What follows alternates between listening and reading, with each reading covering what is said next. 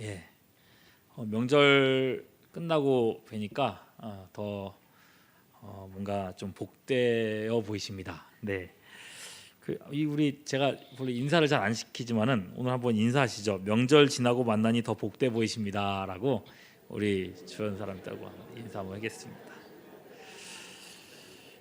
예, 더 오늘 좀 복된 소식은 오늘 명절을 맞아서 평소보다 조금 일찍 마칠 거라는 복된 소식을 전해드리겠습니다. 자, 오늘 성경 읽었었던 말씀 그대로입니다. 멸망에 가증한 것이 서지 못할 곳에 서다라는 제목으로 하나님의 말씀을 나누겠습니다. 오늘 말씀은요, 예루살렘 성전 파괴에 대한 말씀입니다. 마가복음 13장 1절 말씀을 보시면요, 한 제자가 성전을 보면서 예수님께 이렇게 말합니다. 선생님이요, 보소서, 이 돌들이 어떠하며 이 건물이 어떠하나이까. 여러분, 이 말씀을 보십시오. 어떤 감정이 느껴집니까? 이 제자의 이 말 속에서 선생님 좀 보십시오. 이 건물이 어떻습니까? 이 돌들이 어떻습니까? 라고 얘기할 때 그 감정, 어떤 감정이 느껴지십니까? 자부심이죠. 자부심. 뭔가 좀 뿌듯한 자부심 아니겠습니까? 그것도 그럴 것이, 이 성전은 너무나도 화려해서 이 보는 사람의 눈길을 사로잡는 그런 건물이었다고 합니다. 특히나 이 벽돌 하나하나마다 이 보석을 박아두었는데요, 석양이 비칠 때는 그 보석들이 이제 빛을 반사해서 굉장히 아름답게 보였다고 하죠. 우리나라에도 이제 123층짜리 건물이 있지 않습니까? 확실히 높긴 높은 것 같습니다. 동서남북 어느 방향에서 봐도 이 건물이 보일 정도니까 이게 내 건물도 아닌데 우리나라에 이 건물, 이런 건물 하나가 있다는 게 참 뭔가 마음 한켠 뿌듯하지 않습니까? 않으시군요. 네, 저만 저의 마음 같은데 이 제자의 마음에도 이런 자부심이 있었던 겁니다. 이 성전을 지은 배경이 있어요. 헤롯 왕이, 헤롯이라는 이 왕이 지은 성전인데, 이 헤롯이 에돔 사람이거든요. 이방인이죠. 유대가 정치적으로 어지럽고 지도자가 없는 틈을 타서 이 헤롯이 로마에 가서 정보의 승인을 얻고 로마 군대의 힘을 빌어서 유대인의 왕위 자리에 올라섰습니다. 근데 여러분, 유대인들이 유대인 아닌 이방인을 자기의 왕으로 받을 리가 있습니까? 없습니까? 없잖아요, 그죠? 그래서 유대인들의 저항을 막기 위해서 그들의 가장 큰 염원인 성전을 새롭게 건축하게 된 겁니다. 그야말로 벽돌마다 보석을 박아두어서 그렇게 큰 공을 들여가지고 지은 건물이죠. 이것으로써 유대인의 마음을 사로잡고 정치적인 입지를 굳히기에 충분했던 것 같습니다. 이 제자만 해도 보십시오. 벌써 자부심이 넘치지 않습니까? 주님, 이 돌들이, 할 때 이 보석 박힌 돌을 얘기하는 거예요. 이 보석 박힌 돌들이 어떠하며 이 건물들이 어떠합니까? 이 예수님께 기대하는 어떤 반응이 있겠죠. 그래, 잘 지었구나, 정말 잘 지었구나, 하나님께서 얼마나 기뻐하시겠느냐, 이렇게 얘기하기를 바랬을 겁니다. 그런데 여러분, 13장 2절을 보시면요, 예수께서 뭐라 하시는가? 예수께서 이르시되 내가 이 큰 건물들을 보느냐? 돌 하나도 돌 위에 남지 않고 다 무너뜨려지리라 하시니라. 청년들은요, 이럴 때 갑분싸라는 표현을 씁니다. 갑자기 분위기 싸해졌다는 뜻입니다.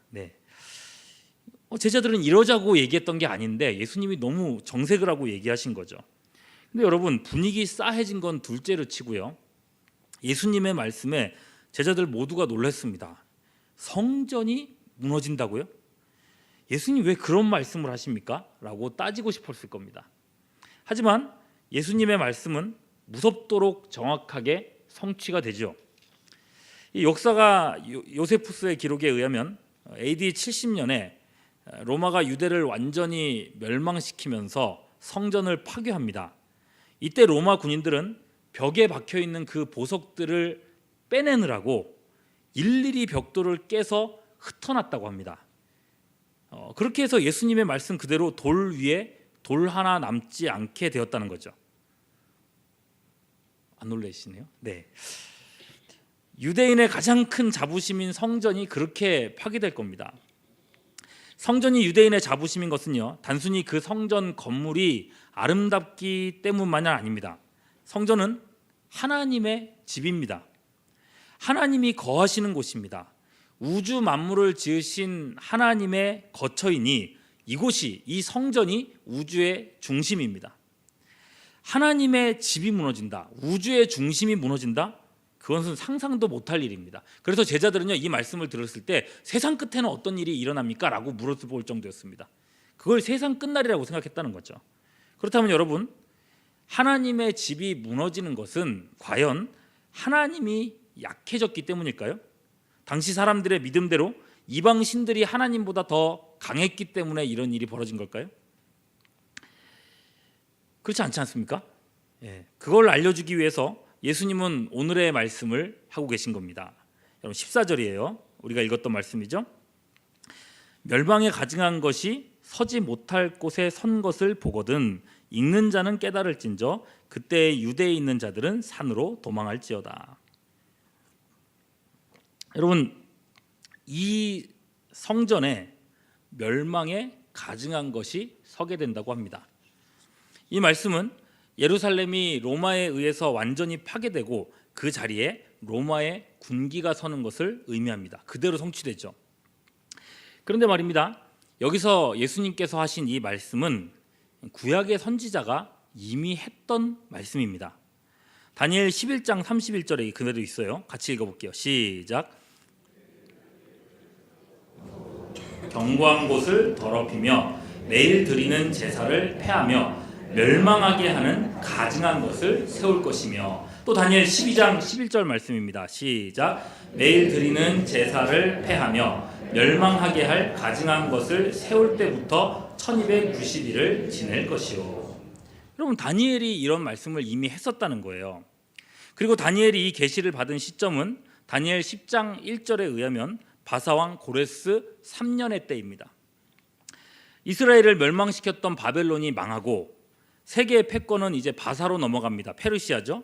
이 페르시아 왕 고레스는 세계를 제패했던 첫 해에 유대인들을 고향 땅으로 돌려보내면서 이 70년 전에 무너졌던 성전을 다시 건축하라고 허락합니다.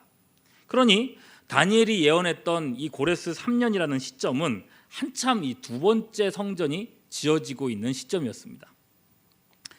하나님은 그 성전이 무너질 것을 말씀하고 계신 거예요. 다니엘 때에도 멸망에 가증한 것이 성전에 설 것이라고 말씀하셨습니다.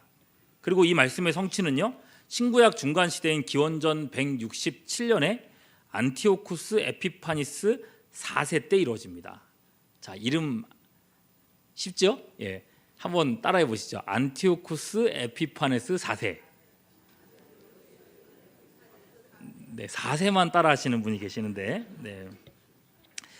이 사람을 잘 알아두시면은 나중에 다니엘서 공부할 때, 다니엘서 해석할 때 굉장히 큰 도움이 됩니다. 그럼 이 사람은 헬라 제국의 왕이었고요. 유대인을 억지로 헬라시키려는 꿈이 있었습니다. 그래서 유대에 침략해서, 예루살렘에 침략해서 성전의 번제단을 헐고 그 자리에 제우스 신상을 세웁니다. 무엇보다 유대인들이 부정하게 여기는 돼지를 잡아서 그 피를 성전 곳곳에다가 뿌렸습니다. 끔찍한 일을 벌인 거예요. 그럼 당시 유대인들로서는요, 이런 일을 당했을 때 어땠을까요? 하나님이 살아계시다면 어찌 이런 일이 일어날 수 있는가? 그러나 여러분, 이 예언의 단계에서부터, 이 예언이 있을 단계부터 하나님은 그 이유를 분명하게 말씀하십니다. 다니엘 8장 12절 말씀 이렇게 얘기해요. 같이 봅니다. 시작.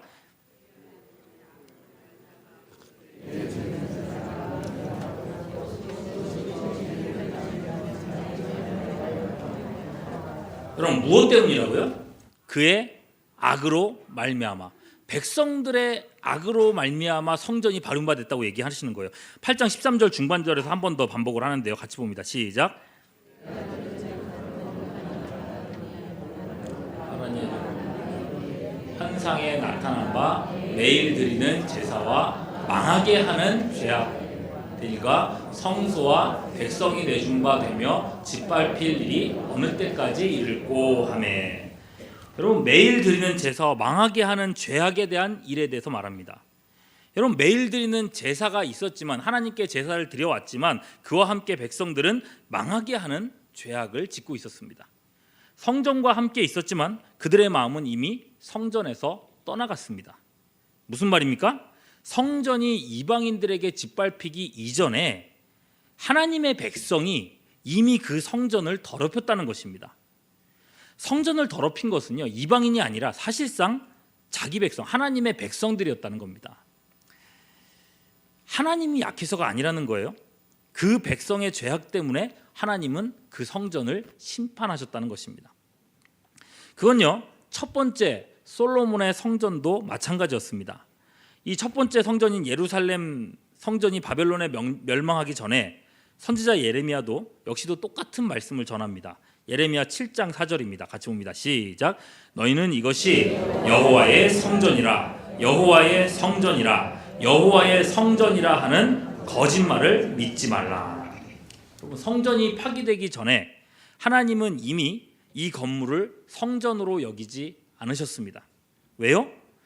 이 구절 이후의 말씀을 보면 유대인들이 행한 온갖 악행을 고발하게 되죠. 이방인과 고아와 과부를 압제하고 우상을 숭배하고 입에 거짓이 가득하고 도둑질과 살인과 간음을 행합니다. 그러면서 예레미야 7장 11절은 이렇게 말합니다. 같이 봅니다. 7장 11절. 네, 여러분 프린트 연결 있으니까 같이 볼게요. 시작. 내 이름으로 일컬음 받는 이 집이 너희 눈에는 도둑의 소굴로 보이느냐. 하나님의 백성들이 먼저 그 성전을 욕되게 한 겁니다. 이방인이 성전을 파괴한 것은 그 결과물에 불과합니다. 여러분, 이 이해를 가지고 다시 예수님 이야기로 돌아와 봐야겠습니다. 우리가 읽은 본문 앞쪽에 마가복음 11장 17절에서 예수님은 성전의 장사치 상을 뒤집으면서 이렇게 책망하셨습니다. 기록된 바 내 집은 만민이 기도하는 집이라 칭함을 받으리라고 하지 아니하였느냐. 너희는 무엇으로 만들었다고요? 강도의 소굴을 만들었도다. 여러분, 이 말씀은요, 예레미야 7장 11절 아까 봤던 그 말씀 그대로의 인용입니다. 내 이름으로 일컬음 받는 이 집이 너희에게는 도둑의 소굴로 보이느냐. 여러분, 이 사건들에서 예수님께서는 첫 번째와 두 번째 성전이 망한 그 이유를 다 제시하고 계십니다. 이 두 성전이 망한 이유는 하나님의 백성들이 하나님의 성전을 더럽혔기 때문이었다는 겁니다. 세 번째, 보석으로 꾸며진 이 화려한 성전도 마찬가지입니다. 하나님의 백성이라고 하는 이 유대인의 죄악으로 인해서 성전은 이미 더럽혀졌습니다. 결국 이 성전 역시도 완전히 무너지고 멸망에 가증한 것이 이 성전 터 위에 세워질 것입니다. 여러분, 똑같은 일이 또 벌어진다고 말씀하시는 거예요. 옛 시대에 그랬던 것처럼 이 시대의 사람들도 똑같은 재앙을 만날 것입니다. 예수님께서 얼마나 안타까우셨는지 읽는 자는 깨달을진저라고 말씀하십니다. 제발 깨닫고 그 옛길에서 돌이키라는 것입니다. 자, 그러면 여러분, 오늘날이라고 다르겠습니까? 많은 교회들이요, 위기를 겪고 있습니다. 그리고 그런 교회들을 보면은 마치 멸망에 가증한 것이 그 교회 위에 서 있는가 하는 생각이 들 정도입니다. 여러분, 주변에 어려움 당하는 교회들을 살펴보십시오. 외부 세력 때문에 무너지는 교회가 얼마나 됩니까? 무슨 정치 세력이 탄압을 합니까? 아니면 신천지 같은 이단 때문에 무너집니까? 이슬람이나 동성애 때문에 교회가 무너집니까? 그런 것 때문에 무너졌다는 교회는 거의 못 봤습니다. 위협적이긴 하지만 그것 때문에 교회가 무너지지는 않습니다. 여러분, 거의 대부분의 교회들이요, 교회 안에서 일어나는 문제들 때문에 무너지는 겁니다. 시기와 질투로 서로를 대하고 형제에게 자매에게 분노를 참지 않고 함부로 쏟아붓습니다. 뒤에서 수근수근 거리고 또 용서하지를 못하죠. 여러분, 주차장에서 서로에게 짜증내는 일들이 오늘날 얼마나 많이 일어나는지 모릅니다.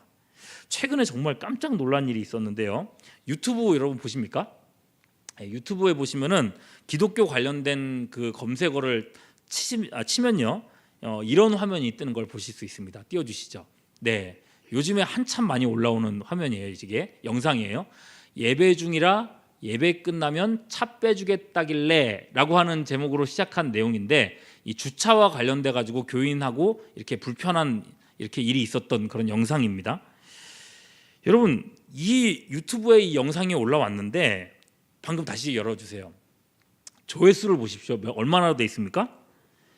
거의 350만에 가까운 조회수가 나왔습니다. 여러분, 이런 걸로 이만큼 조회수 잘 안 나오거든요. 그만큼 이 문제로, 교회와 주차 문제로 그 상처받은 일로 공감한 사람들이 많았다는 거예요. 그럼 보통 이런 영상을 밑에 보시면 댓글들이 쫙 있는데 거의 욕하는 댓글들입니다. 주차 문제 때문에 교회를 떠났다는 젊은이들이 정말로 많습니다. 그 잠시의 시간을 못 기다려서 그 작은 불편에 짜증을 부리면서 사람들 마음에 상처 주는 일들이 오늘날 수많은 교회 안에서 일어나고 있다는 겁니다. 여러분, 이런 식으로 교회가 깨져가고 있는 거예요. 교회 바깥에서요? 아니요, 교회 안에서부터요. 물론 이런 일이 있다고 해서 여러분, 우리가 교회가 악하다, 교회가 잘못됐다 절망할 필요는 없습니다. 성전들은 파괴되었지만 진리는 사라지지 않고 오늘날 우리에게까지 이 복음이 흘러오지 않았습니까? 참 성전은 건물이 아니라 그리스도 예수이십니다. 요한계시록 21장 21절 보시죠. 시작. 성 안에서 내가 성전을 보지 못하였으니 이는 주 하나님 곧 전능하신 이와 어린 양이 그 성전이십니다. 여러분, 예수님이 성전이십니다. 그런 의미에서요, 더 이상 멸망에 가증한 것이 성전 위에 설 일은 없을 겁니다. 다만 우리가 속해 있는 이 석관 중앙교회는 우리가 지켜야 합니다. 이 교회를 진리의 도구로 세우는 것은 결국 우리의 몫이라는 것입니다. 종교개혁자들의 구호 중에 이런 말이 있습니다. 개혁된 교회는 항상 개혁되어야 한다. 따라해 보시죠. 시작. 개혁된 교회는 항상 개혁되어야 한다. 여러분, 중세의 가톨릭 시대를 끝내고 종교개혁을 이루었다고 해서 그게 끝이 아니라는 거예요. 개혁교회는 항상 개혁되어야 개혁교회로 남아있을 수 있다는 말을 하고 있는 겁니다. 그 개혁을 멈추는 순간 우리는 가톨릭 교회처럼 자기 욕심을 이룰 성상들을 결국 교회에 세우게 될 겁니다. 가톨릭 교회가 진리에서 저렇게 완벽하게 떠난 걸 보십시오. 여러분, 종교개혁자들처럼 우리는 하나님께 부르심을 받는 그 순간까지 멈추지 않고 자신을 쳐서 복종하는 사람들이 되어야 합니다. 여러분, 항상 하나님의 말씀 앞에 우리 자신을 비추고 내 생각과 내 말과 내 행실이 그리스도를 닮았는가 날마다 반추하시고 성령의 인도하심을 따라 기도하는 우리 모두가 되어야 하겠습니다. 여러분, 다른 사람 탓하는 거, 저 사람 때문이다, 누구 때문이다, 어떤 목회자 때문이다, 여러분 탓하는 것은요, 아담과 하와로 족하지 않습니까? 하나님 때문이에요, 여자 때문이에요, 뱀 때문이에요. 여러분, 이건 못난 모습입니다. 하나님께서 원하시는 모습이 아닙니다. 주님이 탓하시기 위해서 이 세상에 오신 게 아닙니다. 그 죄를 끌어안고 대신해서 십자가에 죽으시기에 오신 거죠. 결국 내가 중요한 겁니다. 여러분, 오늘날 이 악한 안타까운 이 마지막 시대 교회들의 현실을 보고, 여러분, 오늘날 우리 교회의 모습을 보면서 우리 교회의 어떠함을 바라보는 것이 아니라 우리 자신을 돌아보면서 기도하고, 또 나로 인해서 몸된 교회가 거룩해지는, 나 때문에 교회가 거룩해지는 그런 일을 경험하는 올 한 해와 또 우리 모두가 될 수 있기를 주님의 이름으로 축원합니다. 기도하겠습니다. 오늘도 십자가의 보혈을 의지하여 주님 앞에 나아갑니다. 우리를 정결케 하시는 주의 공로만을 바라보니 우리의 죄악을 사하시옵고 예수님 닮는 거룩한 삶을 살도록 우리 발걸음을 인도하여 주시옵소서. 내가 교회를 허무는 자가 될까 두렵습니다. 개혁된 교회를 항상 개혁해 나가는 우리 신앙 될 수 있도록 성령님 우리를 도와 주시옵소서.